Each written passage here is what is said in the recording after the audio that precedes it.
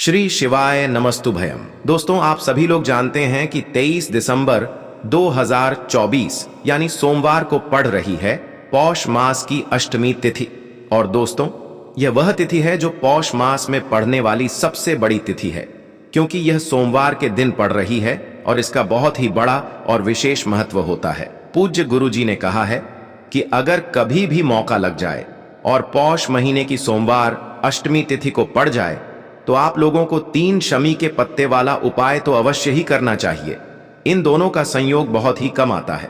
इसी के साथ में गुरुजी ने अपनी शिव पुराण कथा में बताया है कि इस दिन आपको एक 3 शमी के पत्ते वाला उपाय तो आपको अवश्य ही करना चाहिए, क्योंकि ऐसा दिन पूरे साल में सिर्फ एक ही बार आता है।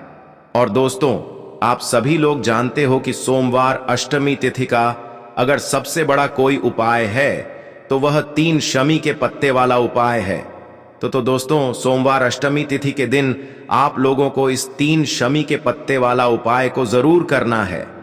बहुत सारे लोग होंगे जिन लोगों ने इस उपाय को न किया हो, मतलब पूरा साल निकल गया, उन्होंने किसी भी दिन इस 3 शमी के पत्ते वाला उपाय को न किया हो। पर दोस्तों, आपके पास एक आखिरी मौका बचा हुआ है, जो कि 23 दिसंबर सोमवार अष्टमी तिथि के दिन है, स्विंगल। इस दिन आप लोगों को इस वाले उपाय को जरूर कर लेना है।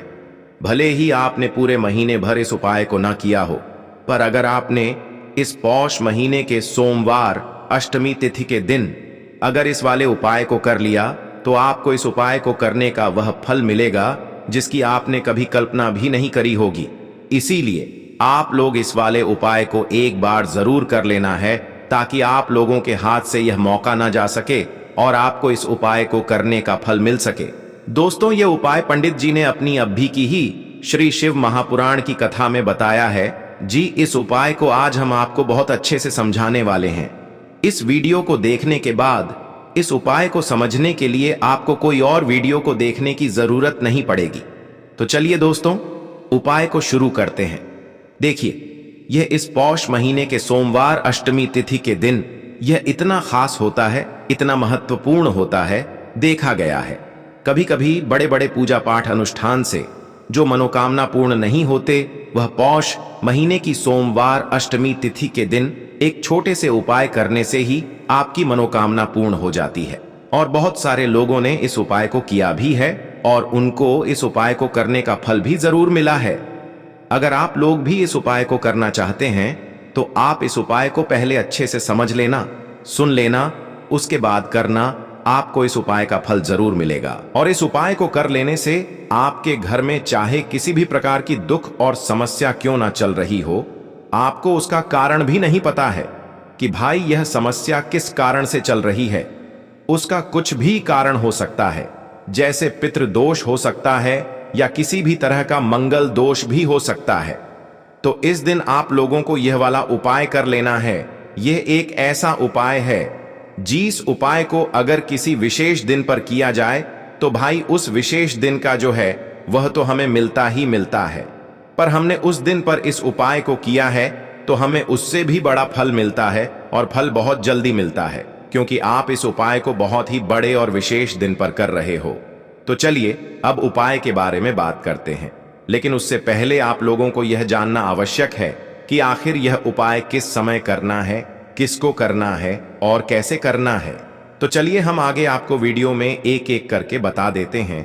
लेकिन उससे पहले अगर आप लोग हमारे चैनल पर पहली बार आए हैं या फिर मेरी आवाज आज पहली बार सुन रहे हैं, तो हमारे चैनल को सब्सक्राइब जरूर कर लेना और इस वीडियो को लाइक करके कमेंट बॉक्स में श्री शिवाय नमस्तुभ्यम ओम नम शिवाय जरूर टाइप कर देना।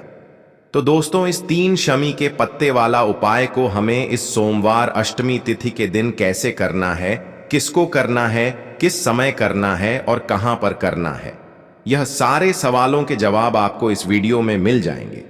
और जो यह वीडियो देखेगा भाई, उसको 3 शमी के पत्ते वाला उपाय जरूर करना चाहिए, क्योंकि इस दिन एक शमी के पत्ते का भी बहुत ही बड़ा और विशेष महत्व होता है। और जब बात आ जाए 3 शमी के पत्ते वाला उपाय की, तो यह सोने पे सुहागा वाली बात हो जाती है, और यह एक बहुत ही बड़ा उपाय हो जाता है इस सोमवार अष्टमी तिथि का।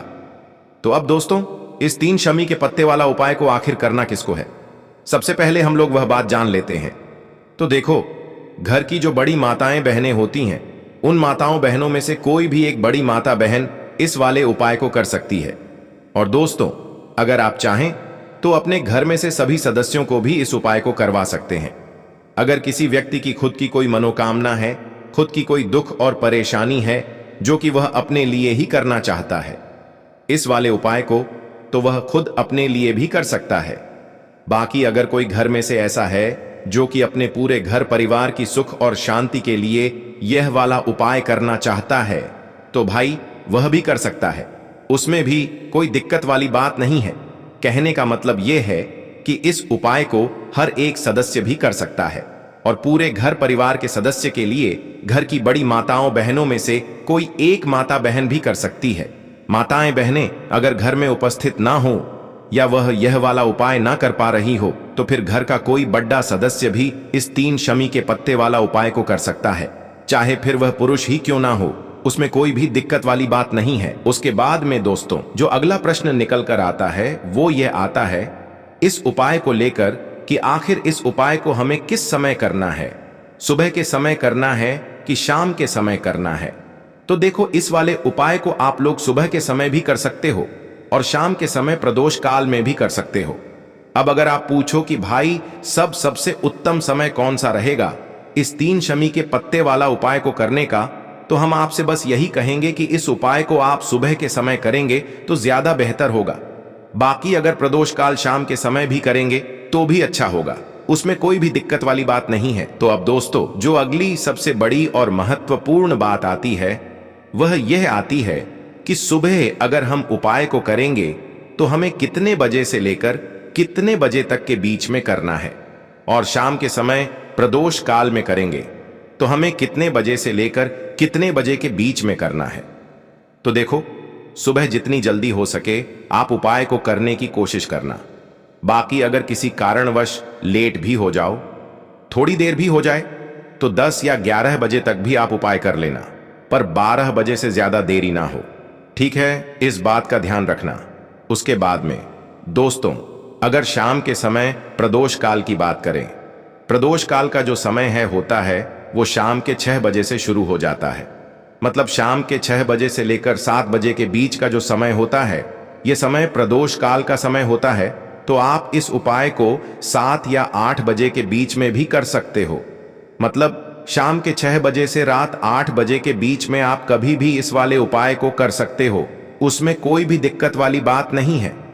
देखिए, इस बार जो सोमवार की अष्टमी बढ़ रही है वह हमारे लिए बहुत ही विशेष है, क्योंकि यह पौष के महीने में पड़ रही है और इसी महीने में महाशिवरात्रि का पर्व भी आने वाला है। देखिए, आप सभी पूरा महीना भगवान शिव को समर्पित होता है और जो सोमवार की अष्टमी है वह हमारे महादेव और माता पार्वती के मिलन का दिन होता है। इसीलिए इस सोमवार की विशेष अष्टमी पर हमें महादेव तथा माता पार्वती की कृपा एक साथ प्राप्त होने वाली है। तो देखिए, इस वीडियो में हम पूज्य गुरु जी द्वारा बताया गया अष्टमी की तिथि पर किए जाने वाले कुछ खास उपाय जानने वाले हैं। तो चलिए दोस्तों, जान लेते हैं गुरु जी द्वारा बताए गए पहले खास उपाय के बारे में। देखिए, इस उपाय को करने के लिए सबसे पहले तो आपको एक प्यारी सी बेलपत्र लेनी है और इसी के साथ में आपको 3 कमी पत्र लेनी होगी। देखिए, यदि आपके पास बेलपत्र नहीं है तो शिवलिंग पर जो बेलपत्र छड़ी हुई होती हैं उन्हें आप शुद्ध जल से धो करके पुनः उनका उपयोग कर सकते हैं। बस आपको ध्यान रखना है कि जो बेलपत्र हैं वह कहीं से भी खंडित नहीं होने चाहिए, इस बात का आपको ध्यान रखना है। अब देखिए, मात्र यह 2 सामग्रियां लेकर के आपको पहुंच जाना है भगवान शिव के मंदिर में। पूज्य गुरु जी के अनुसार इस उपाय को आप प्रदोष काल के समय में भी कर सकते हैं और सुबह में भी कर सकते हैं, लेकिन प्रदोष काल के समय में यदि आप इस उपाय को करेंगे तो यह उपाय आपके लिए सर्वोत्तम सिद्ध होने वाला है, क्योंकि प्रदोष काल के समय में साक्षात महादेव शिवलिंग में विराजमान होते हैं। इसीलिए आपको कोशिश करनी है कि सोमवार के अष्टमी पर आपको प्रदोष काल के समय में ही यह उपाय करना है। देखिए दोस्तों, सबसे पहले तो आपके पास जो एक बेलपत्र है और 3 शमी पत्र हैं, इन सभी को आपको एक साथ पकड़ना है और इन सभी को आपको एक साथ पकड़ करके सबसे पहले तो भगवान शिव की शिवलिंग पर जलाधारी के बिल्कुल बीच में जो माता शुक सुंदरी का स्थान होता है वहां पर आपको अर्पित करना है। इसी प्रकार से आपको समर्पित करने हैं और आपको महादेव के बहुत ही प्रिय नाम झंपेश्वर महादेव का स्मरण करना है।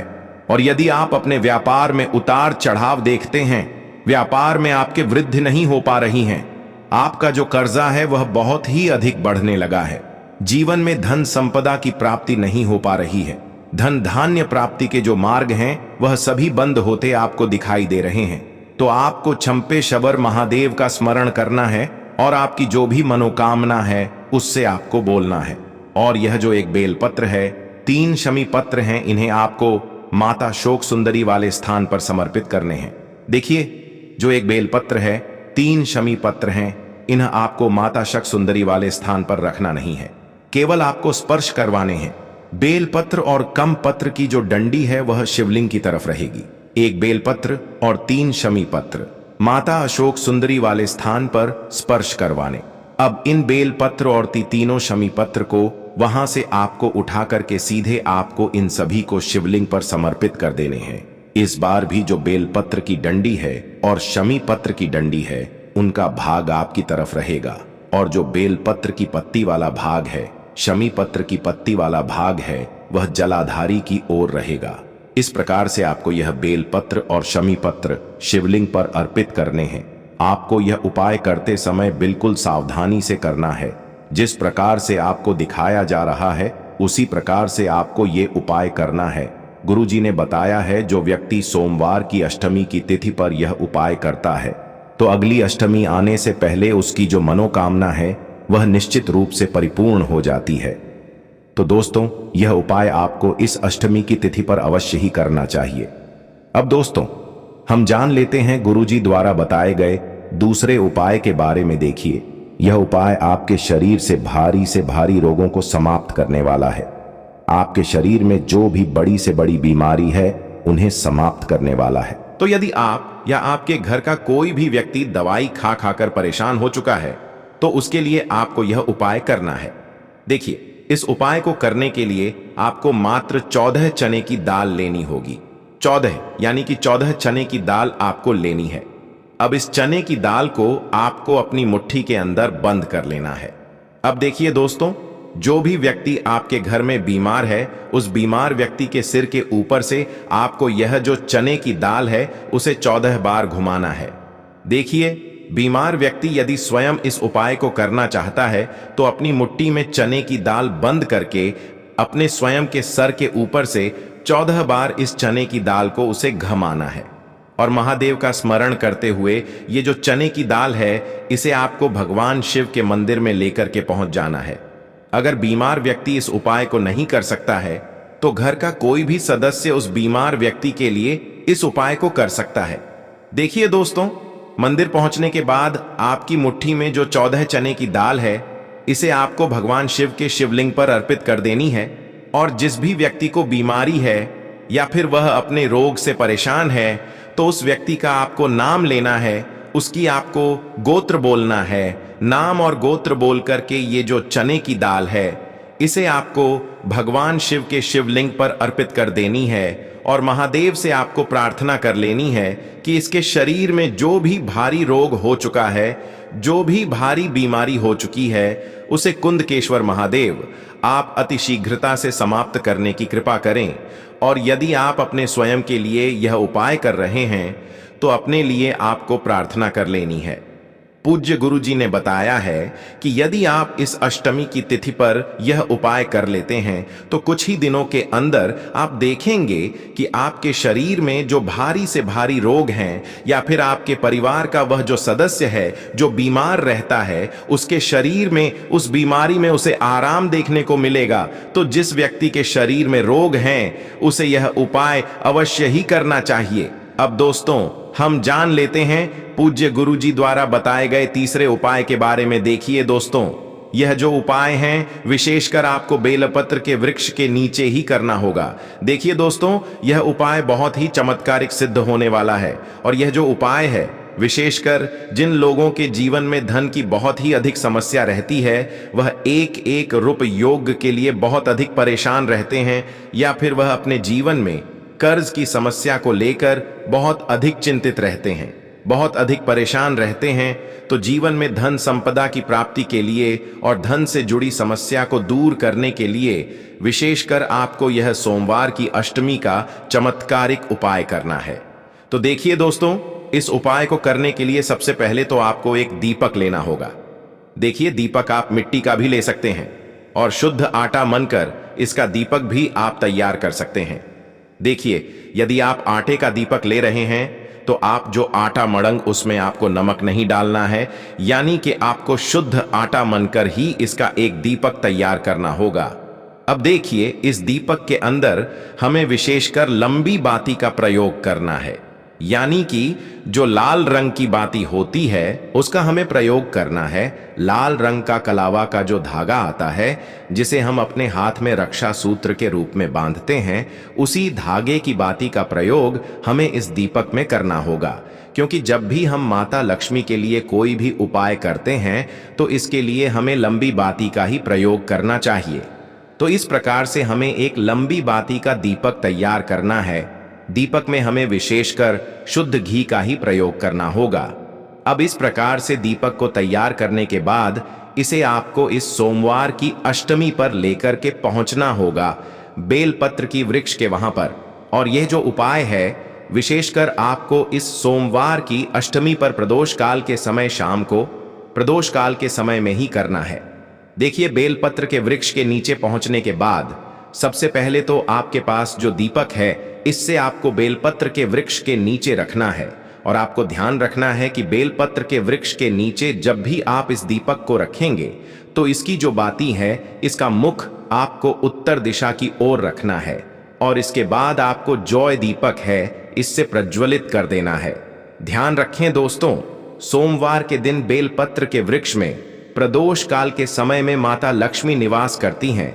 और गुरुजी ने बताया है, जो व्यक्ति सोमवार की इस अष्टमी की तिथि पर इस प्रकार से बेलपत्र के वृक्ष के नीचे यह दीपक प्रज्वलित करके आ जाता है, माता लक्ष्मी उसके साथ उसके घर में प्रवेश कर जाती हैं और उस व्यक्ति के घर में कभी भी धन संपदा की कमी नहीं होती है। धन से जुड़ी जो भी समस्या है वह माता लक्ष्मी की कृपा से निश्चित ही दूर होती है। तो विशेषकर जीवन में धन संपदा की प्राप्ति के लिए आप यह उपाय कर सकते हैं।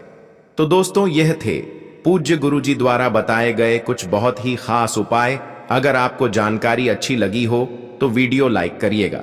मिलते हैं फिर एक नए वीडियो के साथ। श्री शिवाय नमस्तुभयम।